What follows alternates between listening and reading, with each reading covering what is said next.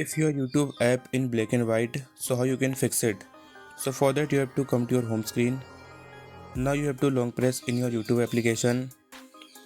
Then you will see a option called app info. Now you have to click on app info. After that you will have an interface like this. So here you will see option called storage and cache. Now you have to open it.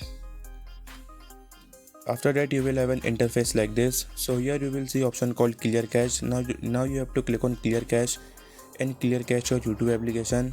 Then you have to come back, and now you will have an interface like this, and here you will see option called force stop. So you have to click on force stop and force stop your YouTube application. Then you have to come to your home screen. Now you have to open your Play Store or App Store, whatever you use. Then you have to click on search bar and search for YouTube. And now you have to see here if your YouTube have any update. So you have to update your YouTube application, then your problem will be solved.